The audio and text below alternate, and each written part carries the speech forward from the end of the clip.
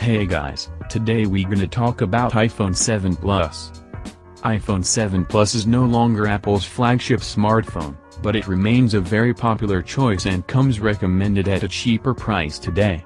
It runs iOS 11, has a fingerprint sensor home button and retains the aluminum finish that some iPhone fans prefer. It's the last of its kind in many ways, and many people will be sprinting for it instead of the iPhone X or the iPhone X due to its cheaper price. We can't blame them. Apple's iPhone 7 Plus is more than just a bigger iPhone 7, it's a markedly better version of Apple's newest flagship smartphone. Why is the iPhone 7 Plus better?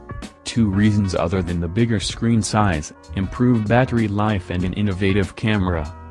Battery is always going to be better on a bigger phone, given the larger capacity, but the camera was a surprise. Apple added a dual-camera lens, a conscious effort to make the iPhone 7 Plus a distinctly different choice.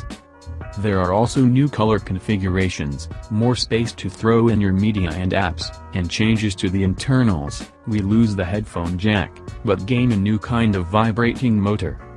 All this added fun comes at a cost though. The 7 Plus is the most expensive iPhone ever. So is it a price worth paying, or are you going to feel out of pocket?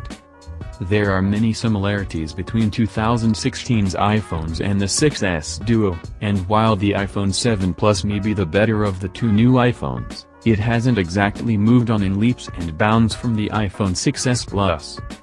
The iPhone 7 Plus camera is one of major new features on the handset, and it's the only iPhone to boast two rear-facing snappers. The smaller iPhone 7 is still stuck on a single lens.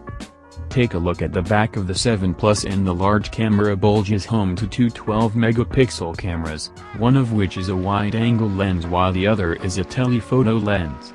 In short, switching from wide-angle to telephoto gives you a 2x optical zoom, which means you don't lose image quality while getting closer to your subject.